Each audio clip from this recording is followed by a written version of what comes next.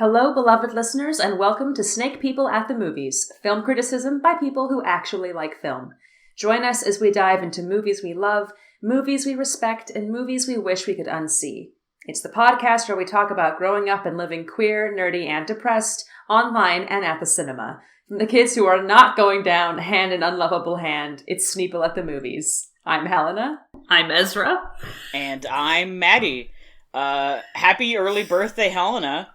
Thank you. Happy early birthday. It'll actually be, it'll be coming out next, on my birthday. Oh, On your yeah. birthday. Yeah, I was Smack like... dabbity doo. Yeah, so happy birthday, Helena. Obviously, Yes. we're recording this not on your birthday, but... No, and you kind of picked, I was just reading that intro, you kind of picked the worst person to read that special Mountain Goats joke as me, the one person out of the three of us who was not really ever listened to a Mountain Goats song. I do love that, I like, literally there's linked to Mountain Helena, Goats who song, is but whatever, go not on. a Mountain Goats gay, and me, who is not a Hosier gay. I mean, I could And be a then Mountain me, Goats gay. who's both. Well, yeah. Yeah. If I listen to it, I'm just woefully behind in a lot of, like recent-ish. I think I've heard, like, a few songs. I would be surprised if you had not heard a couple just by dicking Yeah. around in fandom space as long as you have, you know? Yes. Um, Somewhere Ben is suffering listening to this. Yeah. Sorry, Ben. rip. It's not that I don't like them, I just haven't listened to them. Yep. We'll explain why the Mountain Goats reference later. It's relevant, yeah. Yeah. But first, let's do a real quick what we sneep. Who would like let's to go go first? Yeah. Sneepage. Get out of here. Leave my podcast. I'll go first. Okay. So, I watched Lion in Winter for the first time. Never seen it before. And these two friends of mine were so kind to show it to me. And I enjoyed the fuck out of it. Very good. And then 2 days later, I watched The Holiday. So that was a double feature. I also really did like The Holiday. I know that is a hot take in our friend group. I thought it was fun. I like rom-coms though, so that was always going to be kind of an easy sell for me. And I love Jude Law and Blackjack both. So Jude Law's so fucking hot in that movie. he's so hot in that movie. It's almost like... It's like it shouldn't be and real. he's a single dad. Yeah, it's pretty bad. Abysmal. I've been watching Mando like every week when it comes out, so I've been keeping up pretty consistently on that. That's kind of been like the most regular thing I watch, is I will watch Mando when it comes out every Friday. Mhm. This week's episode whipped pretty hard. Next week is the season finale. Don't know what's gonna happen. Shit's gonna be crazy. Very excited. And I've been rewatching Clone Wars animated series still with Nice. Madeline, as I previously mentioned. I also finished playing Knights of the Old Republic, which I talked about in the last episode. Finished that one already. I started playing Fallen Order. I am on a Star Wars kick. Thank you for asking. That's all I've seen. Not a lot. Cool. Moi? Yeah. Or is it? So I watched, let's see, I think I finished Succession since we last spoke. It was dope. I think so too. I'm watching more Supernatural. That's on the TV end of things. Oh, yes, I've been watching Supernatural too. I forgot to mention that. Yes, and something else too that I'm not remembering. My parents have started watching a sitcom called Upstart Crow, which I have been kind of seeing parts of. Which is a British sitcom, but it's Shakespeare, and it's enjoyable. It's what's his name? David Mitchell playing Shakespeare, and they have there's a character on the show who's meant to be playing Kemp, the contemporary of Shakespeare's time, who was played mostly clown parts, and he's doing he's just making fun of Ricky Gervais is what he's doing. He's doing a full-on Ricky Gervais impression, and it's very funny. it's Ricky Gervais, who extremely deserves good. to be made fun of at absolutely every opportunity. Mm-hmm. Yes, it's so enjoyable. But I haven't been watching that full on. I've just been kind of watching it from, my computer as I, write the Google Docs in preparation for recording Sneople, that kind of thing. But I have watched Trial of the Chicago 7, which is the new Aaron Sorkin movie that he directed and that he wrote about the 8 at first and then later 7 defendants who were arrested and tried for conspiracy to, I think, what were they charged with? Doesn't matter. They were innocent during the Chicago riots at the Democratic National Convention, including Abby Hoffman and several other. Bobby Seale was one of the original 8 who was a Black Panther.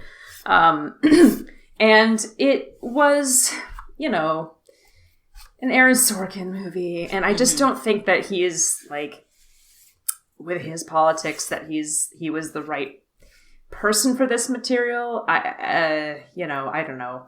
It was very well acted. It was very well cast.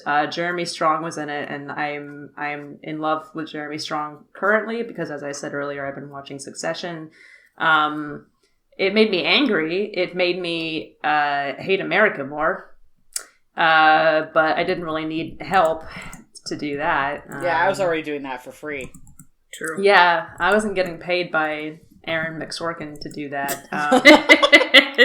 Mark Rylance was in it. That was nice. I love Mark. Man, I'm always so happy when Mark Rylance shows up. I should. Yeah, there's some stuff in there that's like worth it, and you know, sometimes it's more leftist than I expect it to be, and then sometimes it's just like yawn. Joseph Gordon-Levitt, I don't even know why he's there, but Mark Rylance is there. Literally, why is he ever anywhere? Eddie Redmayne is in this movie? Yeah, right. God. Sacha Baron Cohen plays Abby Hoffman, and it's kind of great. Frank Langella plays the judge. I got obsessed with Abby Hoffman for like 20 minutes in 8th grade because I did my... no, dude, I did my fucking History Day project on the Vietnam anti-war movement, and I, went down a rabbit hole researching Abby Hoffman, because, of course, I was just, Yeah, anyway, it was really cool. He wrote a fucking... his autobiography is called Steal This Book. Yeah, we're not allowed to carry it in the bookstore. Yeah, because it fucking says... Because everybody just steals it, as they goddamn should. Yeah. I wish we did carry it. There's like two books that we're not allowed to carry, and that's one of them, unfortunately. But yeah, it was, Ben Shankman's also in it. It's fine. It's an Aaron Sorkin movie. It's long. I watched To Be or Not to Be, the Ernst Lubitsch movie from 1942 about a group of actors in Poland during the Nazi occupation of Poland who are part of the underground resistance who get tangled up in in screwball antics, and it's kind of amazing. Mel Brooks did a remake of this movie in the 80s with his what's her name, who he was married to from The Graduate. What's her name? That actress, I am looking it up. Hello, podcast listeners. This is the sound of me looking up something on Letterboxd. Anne Bancroft. I thought that was it, and then I doubted myself. Okay. It's Jack Benny and Carol Lombard. She's incredible. He's great. It's an incredibly daring, considering it was made in 1942, an incredibly, I think, for its time, daring and really... what's the word I'm looking for? It's just great, and you should watch it. It's on the Criterion channel. Yeah, shit. If you have that. Or rent it from your local video store if you can. I watched 3 short films, Neighbors and Begone Dull Care by Norm MacLaren. Begone Dull Care I really liked, and it was kind of an abstract short film that they did a bunch of drawings and paintings by scratching on film stock and set it to jazz music, and it was awesome. It was 12 minutes long. And then I also watched Love Exists, which is directed by Maurice Pilat. Nonfiction essay short film. I was just watching a bunch of short films that one night. Rewatched Lion in Winter, and then I watched last night Lover's Rock, which is really good, and anybody should see it if you can. They're available, unfortunately, on Jeff Bezos' Hell site. Jeff's site. For free. But they're an anthology film series, so it's film and television at the same time, which is magical. Because then you can say it's the best TV of 2020 and the best film of 2020. They're all directed by Steve McQueen. Nice. And there are 5 movies, and they're distinct, I think possibly interconnected in some small ways, but I'm not sure yet because I've only seen one, about West Indian immigrants in London during the 1960s and 1970s. Oh, cool. And the one that I watched, Lovers Rock, was like the shortest one. It's like 68 minutes long, and it's all set during a house party, like the beforehand, setting up, arriving, during, and then immediately after this house party where people are showing up and meeting and falling in love for the first time and dancing and listening to music and just vibing, and drama is happening and like falling in love. And it's like really affecting, especially since like none of us have been those of us who are being responsible have not gone to a party like that right now in a really long time. And it was just really desperately missing house parties. Yeah, like desperately missing house parties. Yeah. And there was it was just really powerful. And there was a scene where they play this song. What song is it? They basically get the song ready, and the entire room starts singing it a cappella for 4 straight minutes. It's just like that. And it's like gave me goosebumps. It was so good. Yeah, it's a really good movie, and everybody should watch them if you want. There's, I think, 5 in total of the Small Axe series. And I think there are 4 that are currently out now. There's 1 more. Yeah, and so that's what I've seen. Nice. Briefly, I just remembered that yesterday I watched the Game Awards, which was a nightmare, as per usual. As per usual. Watching you live tweet that was so good. I'm just... Oh, yeah. I wanted Hades to sweep so bad, and it didn't. That's okay. Yeah. Sorry about the Game Awards sound like the Oscars of video games. They are. That is essentially the idea, is that there is a panel of judges, and then 90% of... what goes into the voting is the panel, and then 10% is like audience votes, so people can vote going into the Game Awards. They've only been around since 2014, but they have the same bullshit that the Oscars do, where they have prestige bait, which was The Last of Us 2, which suffered through huge developmental crunch and somehow won Best Game Direction, despite the fact that they went through massive crunch. Crunch should disqualify. Crunch should be illegal. Crunch should be illegal. 2, Crunch should, short of that, fucking absolutely disqualify you. Yeah. Rather than Hades, which has like, that game was in development for years and years and years because the way they treat their people is like human. This is a workers' rights podcast, first and foremost. Yep. Mm-hmm. Anyway, so that I was watching that, and I had this flash forward of God, what the fuck is the Oscars going to even look like this year? I already hate it. There's not going to be any trailers for Dragon Age. I can tell you that much. Even though the trailer we got for Dragon Age was nothing. I have to know, is it the Black City or not? I gotta know. We don't know. No, we're not, and we're not going to. And BioWare keeps giving us nothing, and we're yes, love you, thank you for these literal pieces of ham you threw onto the kitchen floor. Look, we're also probably not going to get to kiss Varric this time, but we can all live in hope. Oh, God, I hate it here. Okay, anyway, I just remembered that I saw that, and I was that was a significant thing. I spent 3 real human hours of my life watching. I mean, I was going to put 1, watching people live tweet the Game Awards, 2, the Dragon Age trailer, and 3, watching all of the fucking Star Wars content announcements roll in as movies that I watched. Yes. Mm-hmm. Look, I got really excited about the Rogue Squadron one, but it's not about Rogue Squadron. It's not about Rogue different Squadron. It's not about Wedge Antilles, so I don't care. I mean, I'll still see it and probably enjoy it, but it's not about Wedge Antilles, so I don't care. Also, fuck Disney. Fuck Disney. Anyway, so, I also watched The Holiday, which I was I kind of want to own this movie on DVD, but I kind of don't want to deal with, seeing it on my shelf of DVDs, but... this movie. No, look, my defense for why I love that movie is that, normally I hate Christmas movies. Technically, it's a movie that is set at Christmas, but really doesn't have anything to do with Christmas. It's like the opposite of Die Hard. Yeah, exactly. Which is a Christmas movie. 2, it is a rom-com, which I'm normally kind of on the fence about, but it is a rom-com in which there are both the main characters are women. They are not pitted against each other. Indeed, they support one another. And 2, they both undergo personal growth journeys with the help of the men that they meet, but they are not doing it for the men that they meet. They're doing it for themselves. That's why I like that movie. Also, everyone is very hot in it. Yes. Additionally, that yes.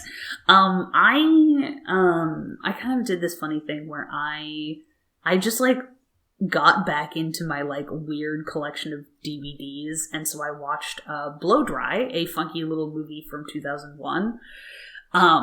About which Leia and I both love, and honestly both thought that we had made up or something, because nobody ever talks about it, which stars Natasha Richardson and Alan Rickman, the late, great, both of them, that is about people getting cancer and complicated family relationships, and unconventional families, and also hairdressing competitions.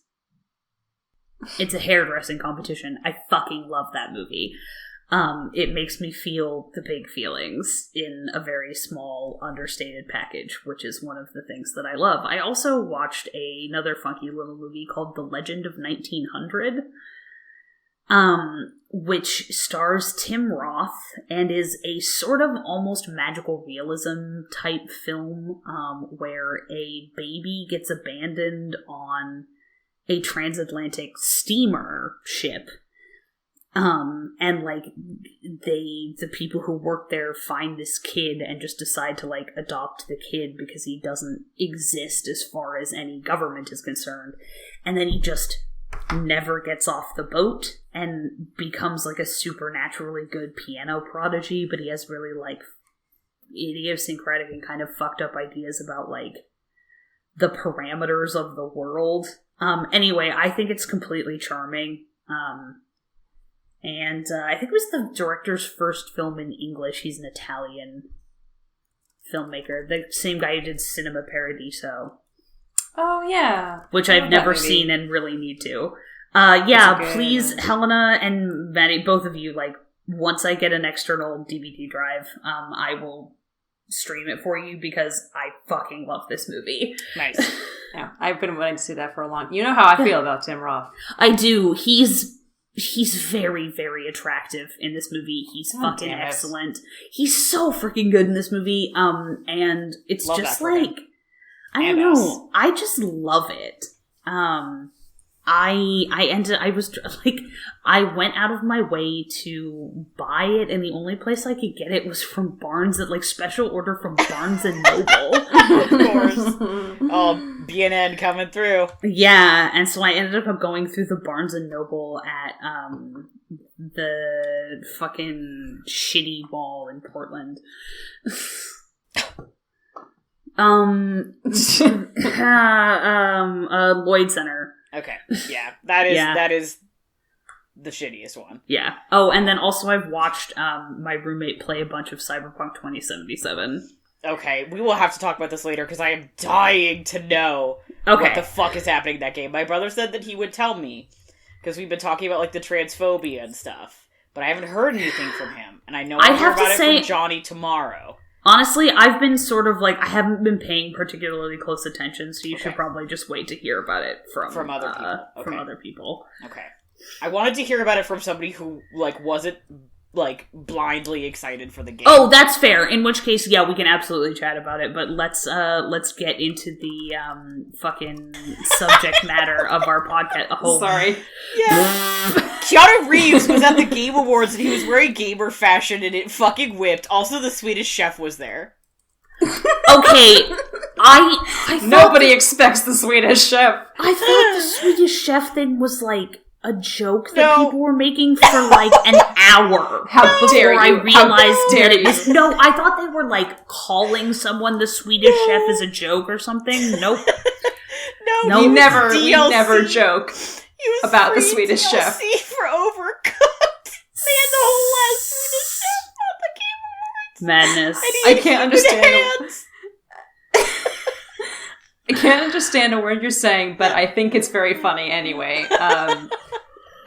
Oh my god, I just Christopher Nolan gave away the Game of the Year award. Anyway, let's move on. What? No, we're moving on. No, wait. Real quick. Past comment. The song that they sang a cappella in Lovers Rock is Silly Games by Janet Kay. Oh. Yeah. Cool It's beans. so good. Among other songs, too. It's anyway. Moving on. So, we're coming up on specifically the Christmas season. A season which some of us celebrate and some of us don't for very legitimate reasons. Merry Chrysler. Happy Crisis. Happy Crisis. Yeah, this movie is basically the Lion in Winter tagline. Yes. Merry Crisis. Yes. Yeah, exactly. We're talking about The Lion in Winter, which is set during Christmas. Yes. But... once again, not a Christmas movie, but set during... much like Iron Man 3. Yes, it's a Christmas bang, movie in the sense that my parents and I, who do celebrate Christmas, sort of kind of watch it every Christmas because it's now a Christmas movie. It's like for me, The Phantom Menace, which I either watch Die Hard or I watch Phantom Menace when I wrap gifts for Christmas. So The Phantom Menace is a Christmas movie because I watch it on Christmas Eve. Because Ewan McGregor is a gift, yeah. I might watch Attack of the Clones this year instead. I don't know. I'm not feeling whatever the Phantom Menace is going on. Fair. But I could watch Revenge of the Sith and die. That's an option. Anyway, who doesn't love crying on Christmas Eve? So we're talking about The Lion Winter, movie I had not seen before. I don't have a lot of notes for this one because I figured the people who are more familiar with the original text of the movie itself could kind of lead the way, and I could throw in my little 2 cents here and there. I really liked it. I thought it was a phenomenal cast. I thought it was really well done. I was just constantly in awe of it and like had a really good time. But it's so funny. Yes. It's so funny.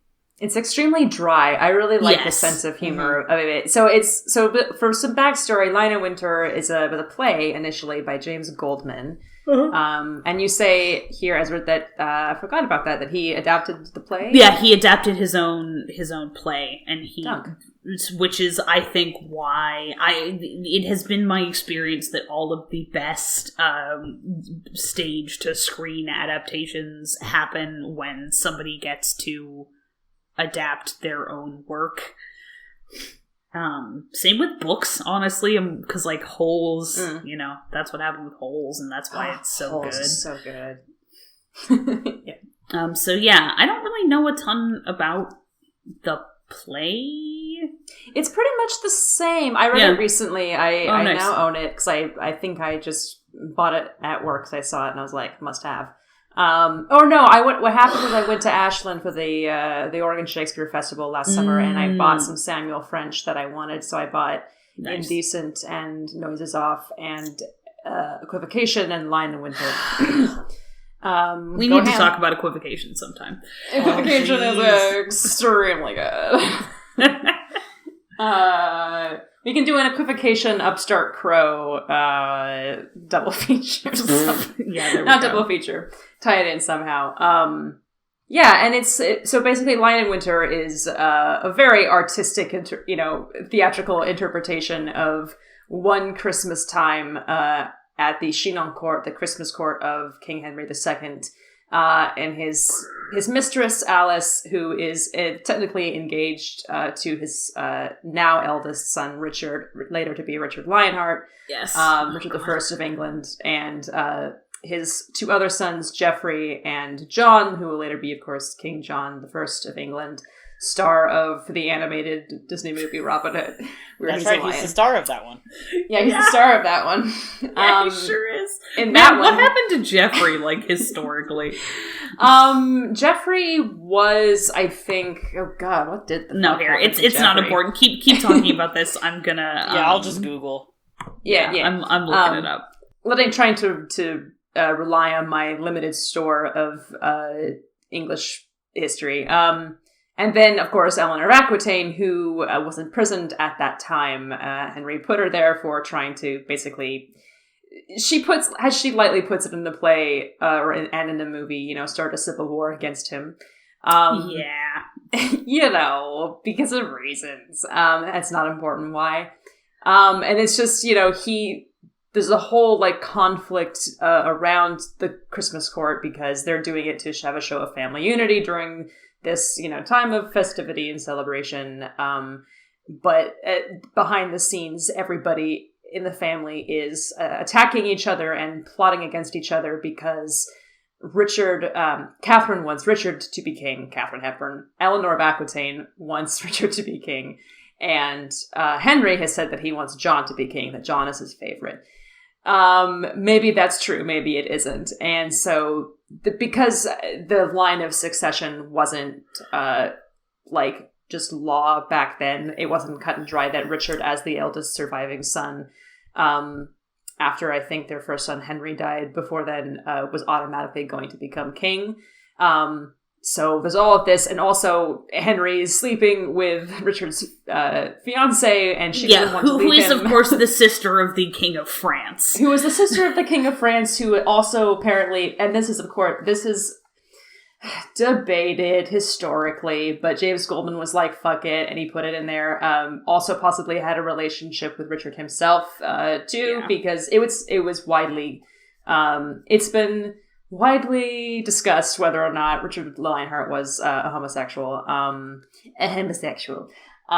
of us. You have to, one of us. You have to say it like that, otherwise otherwise I feel weird. I have to say it like Noel Coward. So he kind of incorporated that into the play in an interesting way. Philip also shows up trying to plot with them. Geoffrey's like, nobody wants me to be king. I guess I'm just going to be the counselor to whoever's going to be king, but that sucks. Why John? John's a pimply little, like, turd. And then, and Geoffrey is, like, plotting with Philip and plotting with John. And Philip, of course, is played by young Timothy Dalton in his first theatrical film appearance. Anthony Hopkins is there playing Richard. Peter O'Toole is playing Henry. Katherine Hepburn is playing Eleanor of Aquitaine. It's like, yeah, man. It's a good cast. And that's the historical background and the general thrust of the play and the movie. I don't know how y'all's holidays usually go, but that's about the size of it, I think, for most people. Yeah, I fight with my other siblings about who's going to end up being king. I'm the youngest of, at this point, 5 siblings. Well, there's more, but of the main crew of my mom's side, there's 5 siblings, and I'm the youngest. It's complicated, which I think makes me the John in this scenario, which I don't find incredibly appealing. I won't lie. No. But so there is generally a lot of infighting about who's going to end up being king. I'm the homosexual in that group, so once again, things are a little topsy-turvy. I generally do hit on the King of France. That's usually a yearly occurrence. It's rough because Richard is technically the de facto homosexual in this film, but Geoffrey gives off such strong, conniving, evil gay vibes. He is gay-coded. Oh, yeah. Sure. Absolutely. Just to hell and back. It's so good. Okay, thank God I'm not the only one who noticed that. No, there was. I thought he was gonna end up being the homo of the group because I was like, one of these little dudes, someone's gonna is be a gay. homo. And it's not John for sure. So I thought it was gonna be Geoffrey, and then out of left field, here comes Richard. Should have guessed with that name. Yeah, his name's Lionheart. Like, okay, that's his sobriquet, but anyway. I mean, I was going for the real lowbrow one of his name's Dick, but alright. Oh, well, there's that true. Nobody called him that, but yeah, true. Anyway. Anyway. Lost the thread of your actual serious discussion because I was like, no, I gotta make 12 jokes here. Hold on real quick. I gave you a tangent and then you ran with it, so I think you did actually exactly what I expected of you. Congratulations. Perfect. Oh, excellent. I once again fulfilled expectations. Yeah, that is essentially what the whole movie is about, is who's going to be king next. Yeah, which they beautifully and gleefully do not resolve. Mm-hmm. Yeah, which is so good. That's like, all right, well, next year we'll come back to this one at Easter, and it'll just keep going. Yeah.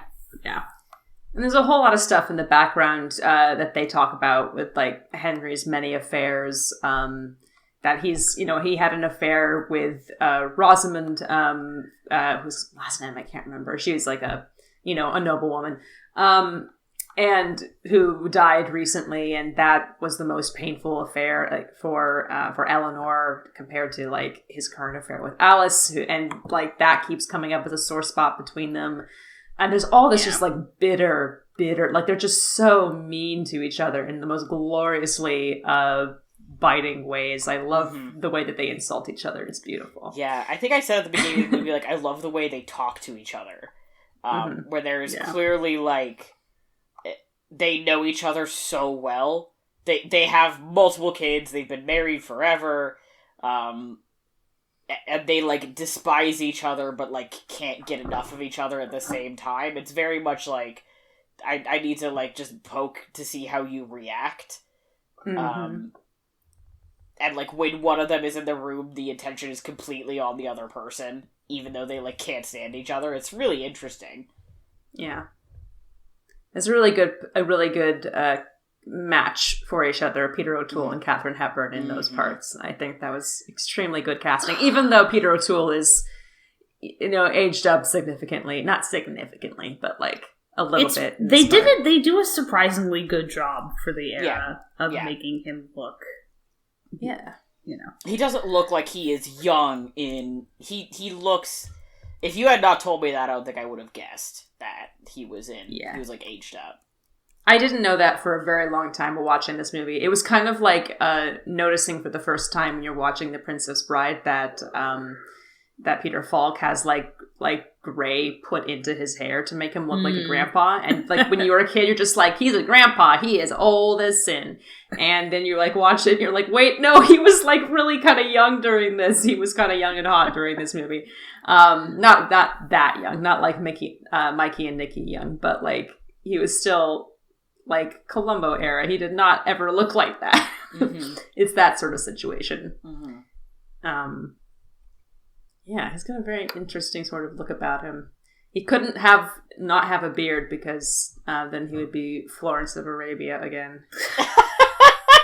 As they say. As Noel Coward said specifically.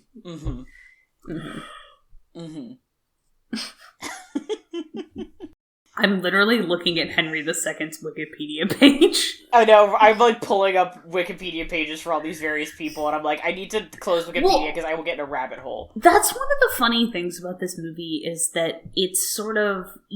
I always feel like you have a pretty good idea of what's going on, but it absolutely never stops to, like, explain the political situation to you. It's like, you don't know where fucking...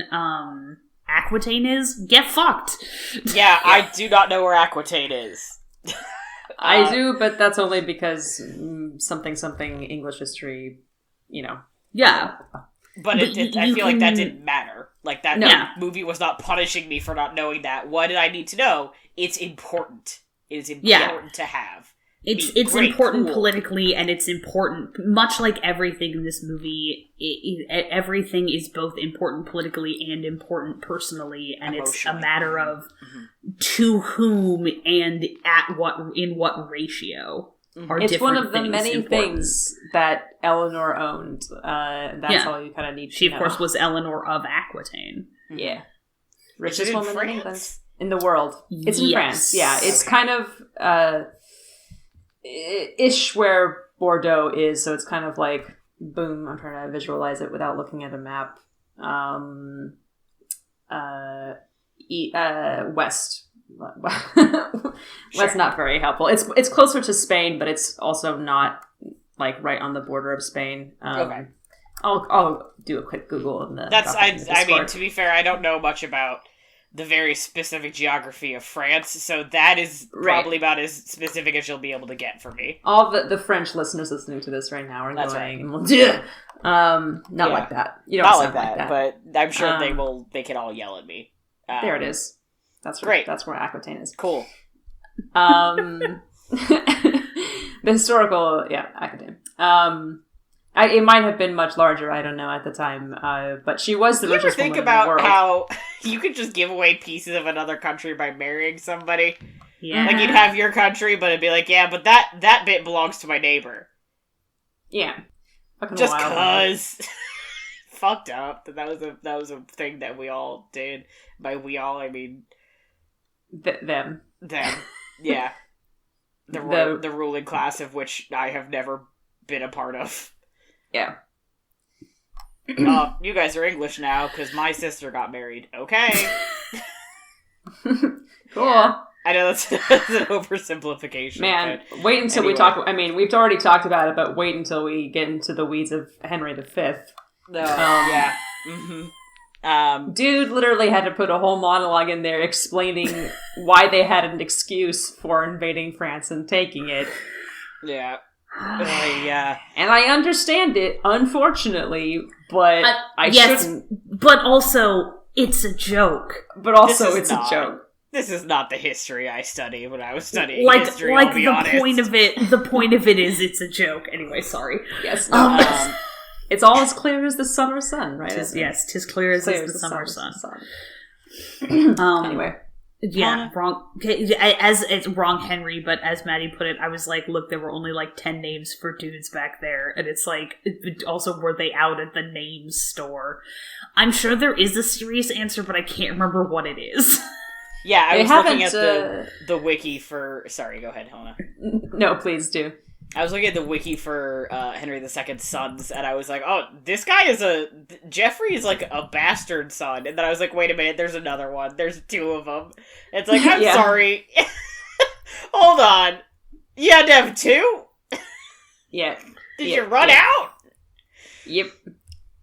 Well, yeah, and then, I think, people would die, and then you name the other one Henry, and that kid's like, cool, no pressure.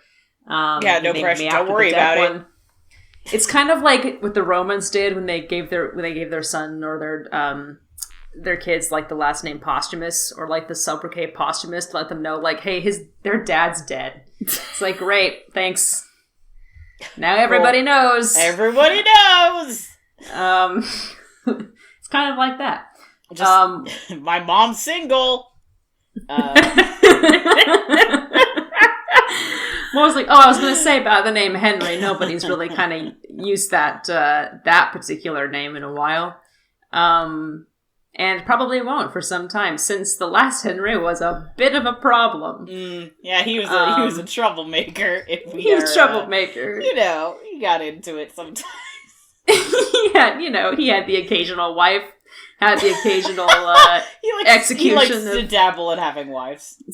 The occasional said execution of said wife and said splitting with the Catholic Church and creating his own religion because he wanted to divorce one wife and marry another. From time to time. We've all been there. I mean, Henry does suggest that they're going to go to Rome and try to get the Pope. The Pope. Yes. Notably the leader of the Catholic Church. The leader of orange juice. No, I have a really bad joke. Does this just mean that Protestantism is Catholicism with no Pope? You're right. When you're right, you're right, Ezra. Especially, yeah. Oh my god. Yeah. Yes. Who hasn't tried to excommunicate and or execute people just to marry somebody else? I know. Well, because we're gonna have the marriage annulled, and it's like, and I think he says like for having never been consummated, and it's like, what, you have all these children? What the fuck? I don't think that. I think I do not remember him saying that is the reason, because like are we talking about? I think it's when he said, I thought that was the joke that he made, but it's possible. Which person are we talking about? Henry, when he's telling Alice that they're going to Rome to have the Pope annul the marriage. Oh yeah, I think they're maybe talking about. Oh yeah. I don't remember him saying that either. I thought you were talking about Henry and then Henry VIII, and I was about to once again would not have worked for him either. Would not have worked. That is the excuse that they used for Catherine of Aragon, because he was like, technically she was still legally my brother's wife, even though originally I said that she wasn't. So yeah. Anyway. Man, English kings. Just kings in general. Yeah. So Helena. So yes, Maddie, what? Tell me, so you were the one who picked this for this episode. Do you want to talk a little bit about like why this was your pick for your birthday app? Yeah, well, it's nothing super deep state. Dark web. This is a movie that Ezra and I had talked about wanting to show to you, in particular, Maddie, because we were like, we like this movie and we want to watch it with you. So that was one reason. It's also like a family favorite of mine. I used to, like, when I was obsessed with I'm still obsessed with making lists, but like when I was like really obsessed with making lists, I would always ask my mom like what her favorite movie is, and she's not like me; she's not a freak, so she'd be like, "Oh, I don't know, I don't have a favorite movie." And then she would always like pick one at random and be like, Lion in Winter. Like that was always the one that she would say was her favorite movie.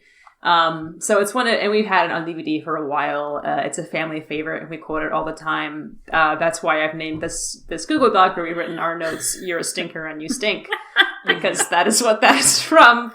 John says that, to Jeffrey, and, that we say that all the time just to each other jokingly, and to the dog sometimes, and to, general people. So it's a family favorite, it's based on a play, and me and my family love play. Just me and my mom and my dad love plays. Nobody else in our family does. And we like stuff that's based on plays. We love Katherine Hepburn. And I just, I also enjoy that gay shit. That happens to be there as well. Mm-hmm. So it's just something that we like to watch together. Sometimes it's one of those movies that's like, as I said before, technically a Christmas movie with us. So we'll find an excuse to, watch something every year. Any excuse to like make a ritual out of something. Kind of like watching Jaws every 4th of July, It's like, let's watch Lion in Winter. Movie traditions are good. I like them. Yeah. Yes. So that's why I thought it'd be fun just to watch that for the episode that happened to be coming out on my birthday, because I couldn't think of anything else that would delight me more. Mm-hmm. Also, just like, God, this movie made me really glad that I'm not like locked up for COVID in a house full of people I don't get along with. Mm-hmm. Yeah. That would be bad. Yeah, I'm glad that I'm not stuck with my family, who I love, during the pandemic. Yeah, absolutely. I think that is also a crucial part. Things get complicated. Yeah. I also have my dad's trying to kill us in the basement. Ugh. Yeah, post that in the Ugh channel. In the love Discord. To just like plot. So it's like suddenly, all right, what are we plotting? Oh, we seem to have escalated to murder. Mm-hmm. It's one of those. This movie is a lot of just like, well, that escalated quickly. Yes. It's like this entire movie. Yeah, every single scene. Especially the Tapestry scene, which is like one of my favorite scenes in the whole movie. How many men can you fit in this one guy's bedroom? I know. King. Literally, I guess. I like, it's also, a kind of a stodgily directed period piece that relies mostly on actors and them being good at saying lines and words, and I like that. Mm-hmm. Yeah. I'll be the first to admit that it's like direction wise, it's like not that impressive, and it's but like it's the same thing with like My Fair Lady, where it's deeply one love. Step above like just fixed camera on filming a stage. Yeah. It has, and it's very clearly like it preserves the kind of limited number of sets. You can see how this would be very easy to do, like limited costumes. It's very, it's definitely the words, the script and the performances are what you're here for. Mm-hmm. Yeah. Mm-hmm. There's a commitment that I like too to making it look like a real medieval castle. Yeah, absolutely, yes. man. Nobody except for like Alice's cleavage. Everyone looks like a total dipshit in this movie. Oh, the haircuts. The haircuts are the haircuts. Yeah, you've got John over here looking like the fifth Beatle, but worse. Worse. It's just, everything, it's like this dude is like one of the most powerful people in the Western Hemisphere, and he's just like wandering around wearing this like manky tunic thing. And when it's time to go like be king, he just puts on this fancy overrobe and a crown and is just like, fuck you, I'm still wearing my like weird shitty leggings. Yeah. Which is partly a character choice, but still. Anthony Hopkins has as Richard is insane. It's I can almost see your real face underneath that. It's like lifted from his jaw and is like pointed, and it's real bad. It's like it looks like a bad video game texture. It's like it's quite insane. Bangs are the worst. I just want to die looking at him. He looks like a Dragon Age 2 NPC. He does. Yeah. John looks miserably like a teenager. Yeah. Jeffrey is the best of it. Yeah. And that is not saying much. What's been fucking me up is that I was trying to figure out who Jeffrey's outfit reminded me of, and I swear to God, I think they based some of Peter Baelish's outfits in Game of Thrones. Yeah. Similar character type, similar aesthetic. Oh just saying. Yeah. Oh, absolutely. Where's my? Oh my God, I would love to see him play that role. Even the way he talks. What's that dude's fucking name? I just forgot. It's Aidan something. Aidan Gillen. Thank you. Yes. Oh yes. He would be such a good Jeffrey in The Lion in Winter. Mm-hmm. He would be very. He was in that. The fucking. The terrible King Arthur. Yeah, that we love so much. Yes, I'm low key attracted to him. Yeah, that's interesting. Yeah, because he's attractive. I am also attracted to him.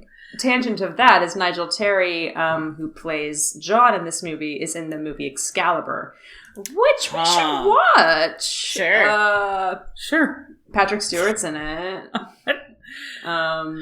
It's a very strange movie. Helen Mirren is in it. She's really hot. I mean, that's just like a long list of people I'm attracted to, so. Yeah, she's kind of gorgeous in it. She plays Morgana. I mean, that goes without saying that she's gorgeous in it. Very, very strange movie. Liam Neeson is in this? Is he? Who does he? Yeah, he's Gawain. Liam Neeson, baby Liam Neeson is Gawain. And Gabriel Byrne is in this, or Bryn, who I love. Gabriel Byrne, yeah, Byrne. Excuse me. Him, I do remember. I think Patrick Stewart plays Uther. Correct me if I'm wrong. No, he plays Leon de Grance. Oh. He's Guinevere's dad. He's Guinevere's dad. Gabriel Byrne plays Uther Pendragon. That's right. Yeah, that's a very interesting film. This looks so dumb. I definitely want to watch it. Yeah, it's very dumb. But enjoyable and kind of like luminously filmed as far as I remember. Kind of like in the way a lot of 80s fantasy movies were filmed. Kind of like the way Lady Hawk's filmed. Except it doesn't have, I've never seen Lady Hawk, and I really. Oh my God! I just remembered you weren't there. Yeah, no, I couldn't. I wasn't there because y'all watched it in person. We watched it with away like a scrub. Oh, crime! We should watch it again.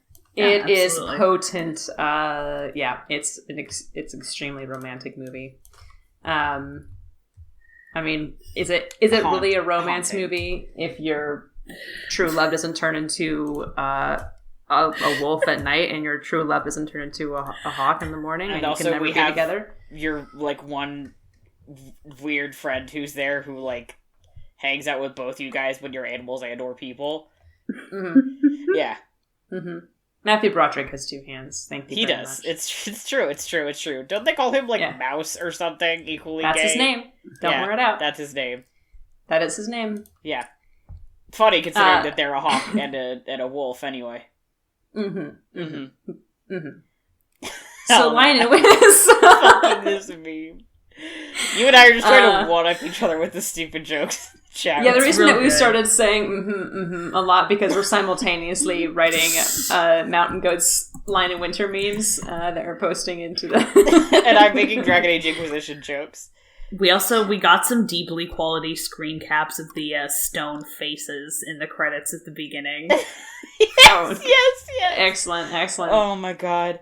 I just remember there's this scene where Henry and Eleanor just get into this like knockdown drag out fight. They get into a few of them, but like the big one when he's like, we're gonna go get this annulled, and he comes like flying out of the room, and it's like ugly and awful, and she's like collapsed against the door frame and like kind of turns away and like off into the middle of this and just says like something, she says something along the lines of like, every family has its problems. Yeah. And it's such a great release of tension, because that moment after that like horrible fight is so fucking funny. That she has this like moment of clarity and this moment of levity and like just this horrible scene that she just had with her husband, and she can at least poke fun at it. And it's such a great like release of tension for the audience who's like had to live through this scene for the past like 15 minutes or some shit. I think it's what family doesn't have its ups and downs. Or that's something. What it Yes. was. Right. What family doesn't have its ups and fucking downs. funny. It's great too. I realized. Thank you for bringing up that moment, because I think that's like the moment that I realized like. It struck me very much, even though I kind of knew it in the back of my mind before, how much this was less of a period piece and more of like, we're looking at, in the way that period pieces are just try to be about the period and be very faithful to that period. It was still doing that, but it's more like this is actually a modern piece in terms of like how we're representing family dynamics. And they're actually... The reason that Lion and Winter is such a fun read and such a unique play and feels so different from a lot of other period pieces sometimes, or less successful period pieces, is because it's just, the language is so modern. And it's like, superimposing that kind of, not Pinterest at all, but that, biting language and witty language, almost like Edward Albee, but less absurd, onto this familiar, such as some people like, generic historical situation. But it doesn't feel movie. Yeah, but it also doesn't feel like jarring. Like sometimes King Arthur, for example, talking about a movie that has modern sensibilities. But you can tell that with King Arthur, that is what that movie is trying to do. It's just like, man, fucking who cares? Like, takes a hit and does whatever the soundtrack did. That soundtrack does slap. Yeah. But this movie, like, has the modern text, but it doesn't feel super out of place still. It's not abrupt. Which I think is really interesting, and even though I am, like, several quotations around this a writer, I, like, can't really figure out what... Helena, come on, man. I can't figure out, like, how they did it. I like, part of me wants to look over the script to be like, and I think part of it is the delivery also. Like, there are ways to deliver quote unquote more antiquated language in ways that feel fresh and modern. I think there's also ways to deliver modern language in ways that feel more formal in a way we come to expect from, like, more classic time periods. Yeah. The casting of Katherine Hepburn as Eleanor of Aquitaine, I think, lends itself, I don't know how to call her by her full name, Eleanor, I think lends a lot to that. My personal friend, Eleanor. My personal friend, Eleanor of Aquitaine. Because of the way Katherine Hepburn just delivers her lines, like, she brings a lot of her natural her personal delivery and attitude and persona to the part, and it is kind of appropriate because I think in many ways she was kind of like, if there were to be an Eleanor of Aquitaine of classic Hollywood stars, she would definitely be that person. Mm-hmm. Eleanor of Aquitaine was like, you know, a very powerful, very rich woman, but like also just kind of had a reputation for doing what she wanted. And I mean, she was there was no mold for the kind of power that Eleanor of Aquitaine wielded. She was, you know, she was just fucking doing whatever. And it was just like, wait, what? I believe the story that she tells in the movie about how she accompanied her first king, Louis. So the dynamics of this are very tangled because Philip, played by Timothy Dalton, the French king, who is 17, whose sister is Alice, who is having an affair with Henry, who is engaged to Richard. Katherine Hepburn. Eleanor was married to Philip's father, Louis, before, but Philip is not her son. Yeah. So she's like the ex-wife of Philip's father. And yeah, it's all very complicated. And Alice, who is the Henry's mistress, was like raised, you know, in their home, in their castle, because like that's what you did sometimes with when you had engagements like that. Engagements, yeah, betrothals, you would like send the young bride, because the bride was usually the one who was younger, to like live in the home of the person they were going to marry and be raised by them. And it's just like the dynamics around this are just like, oh man. But the story that she tells about like accompanying Louis on a crusade and riding in to Damascus, you know, bare-breasted, is like I believe is based on true accounts of like what she actually did, or at least stories and legends. There's so many stories and legends surrounding her, and the story about her and Henry is like true. And she was married to Louis, and she was very young, but Henry was younger than her, I think, by about 11 years or something like that. And he visited the French court, and they were like instantly vibing, as they say, and she left her husband and like married Henry, and just because she decided like that's what she was going to do. And that Katherine Hepburn was just like had such a hard time amongst audiences and men in show business who, because they didn't know how to place her, they didn't know how to typecast her. A lot of other actresses had the same issue. You know, she was too masculine. She was too tomboyish. She was too direct. She didn't, you know, fit easily into light comedy. She didn't really, you know, fit easily into drama either. She was too sardonic. Like, she was very difficult to just place into a type, and kind of worked with that her whole career. And I think this, I believe I read that this movie was done shortly after Spencer Tracy died too. So she was like, it was like one of the first movies she did after the death of Spencer Tracy, who I don't believe that Spencer Tracy ever left his wife, but they were partners for a really long time, Katherine Hepburn and Spencer Tracy, of course, and like deeply, deeply in love and together for like 30 years, I believe. And so there's also like all of this there's just so much history that she brings to the role and to that movie. Just why she comes off as being so iconic in that, I guess. Especially when you have Peter O'Toole, who's like comparatively young, and Anthony Hopkins, who's like only doing his second movie ever, and Timothy Dalton's only doing his first movie ever. Wild. Yeah, it's like this. There's so much presence and history, and that she brings to that part. But yeah, you were saying that it like. I think it's so interesting to go back to this movie. From like our perspective in 2020 as people who were not alive when this movie came out, and like therefore could never have like a full contextual understanding of what she brought to that role. But even without that, like she brings such a gravitas and like an energy to that role, which is like I understand why Eleanor of Aquitaine had no equal. Because Katherine Hepburn had no equal. Yeah. And the magnetism there, where you completely understand how this man who's one of the most powerful men in the world, like, just cannot get her out from under his skin. You know? He just can't stop orbiting around her.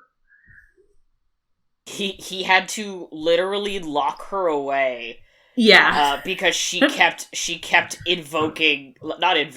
creating, like, civil wars in his own country against him. Because she just had that power to wrap people around her finger.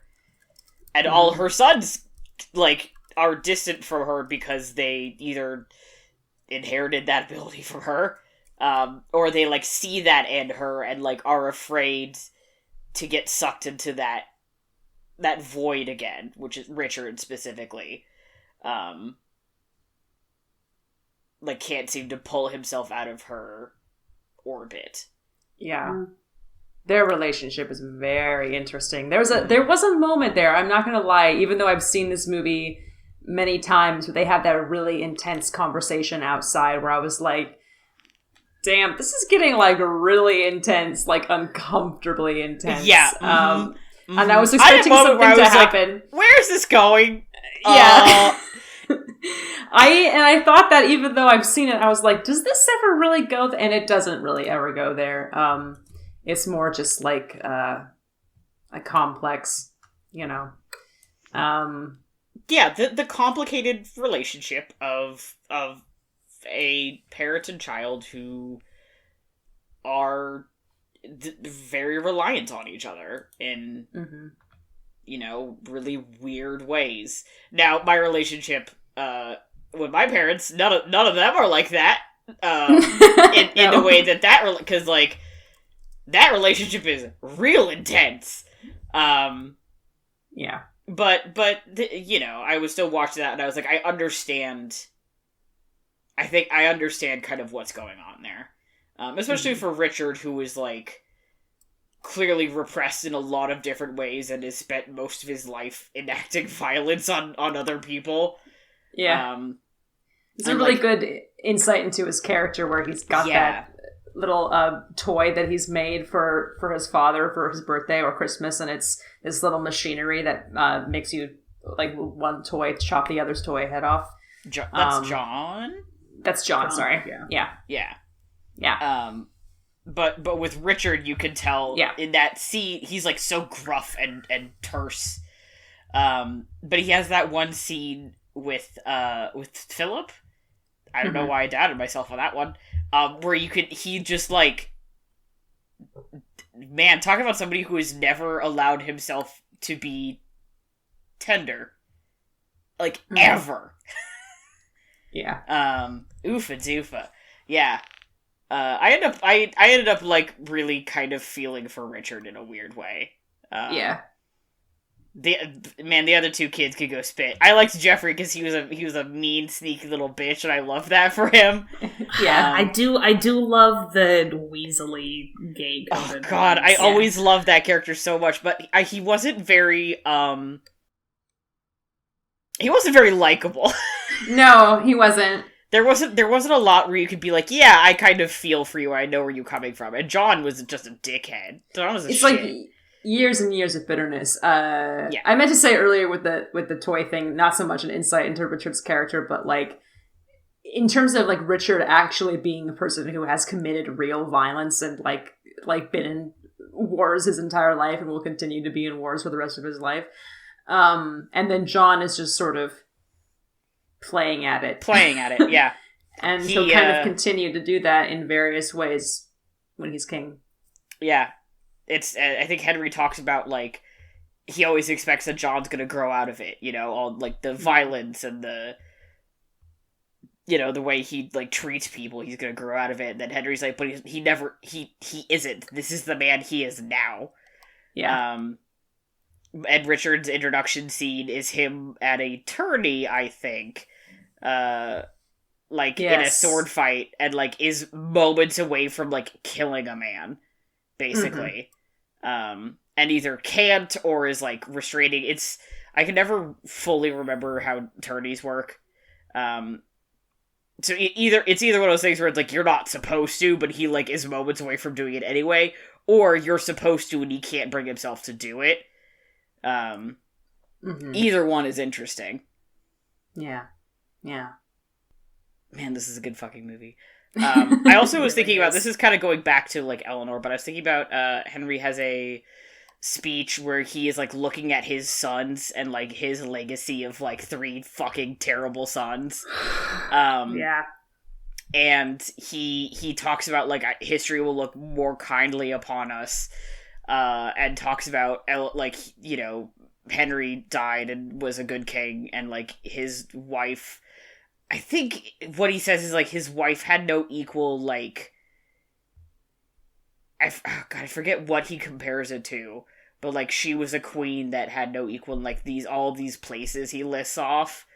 And then he had no sons. Like, he had no children. All he had were, like, basically, like, worms on the ground. Or some equally awful thing to say. But, like, the way he talks about her specifically was, like, just really stuck with me. Even though I can't remember the specific phrase. Because, it's the one part of that entire speech that's true. Well, I guess I don't know much about Henry's reign. But, like... yeah, probably not great. None of them were. But it's true that she just, like... You can tell that there's nobody else like her. I don't have anything else that's super insightful to say. I'm just fucking thinking about it. It's interesting that you brought up the rest of his reign, because they mention in that movie, she mentions Thomas Becket. Actually, a couple of times they bring up Thomas Becket. One where she has a constant running joke when she's joking about all the affairs that she has had to make him angry. Jokes especially about, like, sleeping with Henry's father, which he hates, but also, like, mentions Thomas Becket, and he's like, okay, that's low. And it's funny because Peter O'Toole also was in the adaptation of the play Becket, with Richard Burton, and he also was playing Henry II. It's yes. Weird. Yeah. But, like, younger, as he actually was. And that was, like, that whole thing with, I mean, the politics surrounding the murder of Thomas Becket is just, like, I can't get into that right now. But the movie, especially, I don't remember it so much.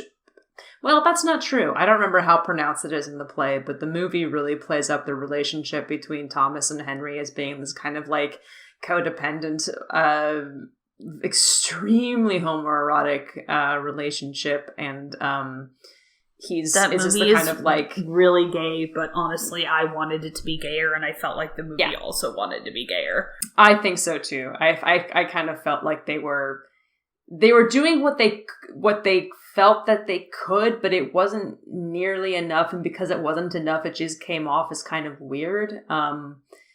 It's like one of those things, like, if I can't have you, I'm gonna kill you kind of situations, although he doesn't actually kill him, of course. Maybe he did want that to happen. Maybe he didn't. Who knows? But yeah, the Henry II, Peter O'Toole as Henry II extended universe, specifically in the 1960s. PTH2EU. There it is. So easy to say, and yeah. I remember watching this. We can kind of wrap up after this unless we have any main thoughts, but I just am thinking about, I remember during the scene where Philip's like, well, how do you, like, sodomy is illegal, right? And everyone's like, what? And then he's like, I fucked your son, and also I never loved him. And Richard's like, that's not true, bitch. What the fuck? And Henry's like, Henry's reaction to, like, sodomy is illegal, right? Henry's like, yeah, I guess. Yeah, sure. Whatever. Sure. I want to set up very low. He, like, doesn't give a shit, which I think is very funny. As a parting gift to our... Oh, sorry. No. Yes, exactly. No, he definitely... And I'm not going to speculate. English kings. why did Richard Lionheart keep his wife in a prison for like 16 years? I don't know. As a parting gift to our listeners, I also want to describe the setup for that scene because Jeffrey and Philip. Jeffrey has been scheming with Philip to trick John into scheming with them to make John king, and they'll go to war against Henry and Richard, or because Richard has said, or Henry has said that Richard could become king now. And Jeffrey and John show up to Philip's bedroom and are like, let's scheme. And then Richard arrives to talk to Philip. No. Hold on. Can I? Yeah. John shows up first off screen. Jeffrey shows up being like, yo, are we still in this? And John's like, you fucking tricked me, motherfucker. And then Jeffrey's like, oh fuck. And then Richard shows up. Well, Jeffrey's not like, oh fuck. Jeffrey's like, I don't give a shit about you. And then Richard shows up and Philip's like, okay, guys, go hide. Yeah. So then Jeffrey and John both hide behind the same tapestry. Yeah. And listen to Richard and Philip's very heated, very charged conversation, where Philip is literally like, why didn't you write? And then Henry knocks on the door and Philip is like, quick hide. And then Richard behind a different tapestry. On the bed. I think he hides on the bed. Yeah, woof. Yeah, fellas. He literally, he's like, all right, get in here, and pulls because everybody's bed has, because they're going to go fuck. Like, also, they're going to go fuck. Also, yeah, like, what happens actually is Philip takes his hand and, like, starts leading him towards the bed, and then Henry shows up, which is, like, the implications of that are hysterical, considering that Jeffrey and John are still in the room. Here. And then Henry shows up and he has that whole thing and he's like, Richard seduced me, sodomy is illegal. And Henry's like, I guess. And then he dunks on Philip for being terrible at being king. And then Richard is like, wait a minute. And then Jeffrey and John, I think John comes out first and is like, you all suck. And then Jeffrey comes out. And Jeffrey's like, fine, I might as well show up too. Yeah. Philip also does hit on like everybody in that conversation. Yep. Which like good for him. And then he never shows up in the movie ever again. Yeah. That is his parting scene, is him starting this family drama and then leaning against a pillar drinking something? What is he drinking? Wine, probably. I forget what exactly. They're like drinking something specific. Oh, it's brandy. Yes. Oh, brandy wine. Brandy wine. Yes. Yeah, so he's sitting there drinking brandy wine, watching them fucking fight, and then watches Henry like basically disown his sons and stomp out of the room. And he's like, okay. Yeah. And then he exits the movie forever, but like we will never forget him. Yeah. I would tremendously love to see the entire play, but specifically that scene on stage. Mm-hmm.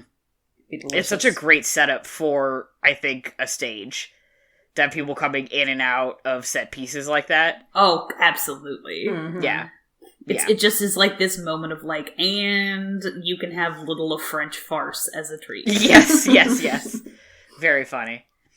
I think my favorite thing about this movie is that it's, when you think of people complaining about like overly heavy period pieces, is this movie is irreverent where a lesser movie would be too heavy, and sort of stark and forceful where somebody, like, where you could end up with things being like laughed off.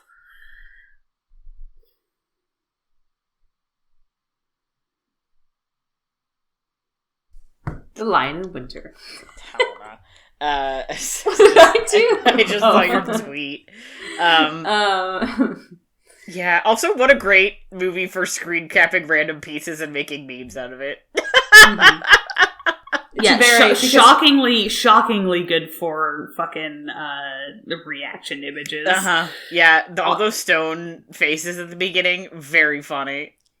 Unmined potential as a meme. Yeah, so all y'all are welcome. You get to watch a very good movie, and also you can pause like every 3 seconds and find another good face. And get a look at some truly horrendous haircuts and some very good acting. Yeah. That's The Lion in Winter. That's The Lion in Winter, baby. I don't know what we don't know, so definitely the podcast listener does not know what the next few weeks are going to be like, because we're going through some transitions, or I'm going through some transitions. Helena's going through some transition, and we are supporting her.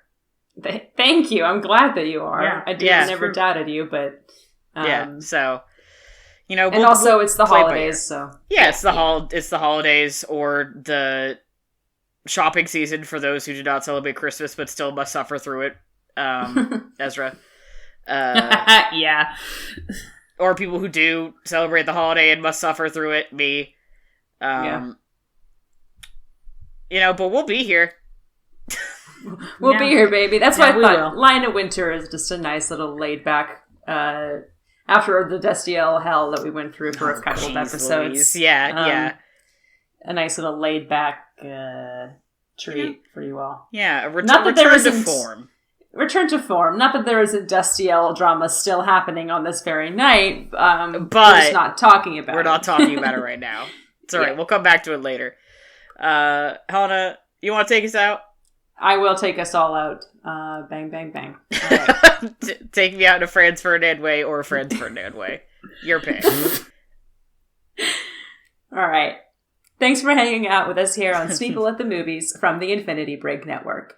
Check out infinitybreak.net for more awesome content, and come hit us up on Twitter at people_snake, or shoot us an email at sneopleatthemovies@gmail.com. Our amazing music was done by Johnny Ronaldo, who you can find at Johnny Ronaldo on Twitter. That's Johnny with an H. Our super snazzy logo was designed by Bethany Luthold. You can check her out at bethanyluthold.wixsite.com. If you've got a subject you want to hear us talk about, a movie you think we absolutely need to see, or your fave dysfunctional family films, ooh, that sounds tasty, come say hello. Also, if you can, please leave a review on iTunes. As always, share the show with your friends. If you could wrap us up in a present around this time of the year, give it to your friends or something. I don't know if that's possible. If only you could wrap us up like delicious gifts under a tree or similar. Give the gift of podcast this Give winter. the gift of podcasting. Yeah, you just open a card. You can buy our logo on a sticker. So you can buy our merch. You can buy mugs with our little snake on it that Bethany designed. Or you can just give your friend or family member a card and not put anything in it, and in the card just write, "Hey, you should listen to Sneople at the Movies." There's a QR code on the inside that when you scan it takes it right to our Spotify page or whatever. Yeah, it's a little present from me to you. Yeah. So that's our gift to you. And still, any way that you can help spread the news and give us as that special empty card gift to your friends and family. It helps us so much, and we really appreciate it. And we appreciate you. As always, thank you for listening, and we'll see you at the movies.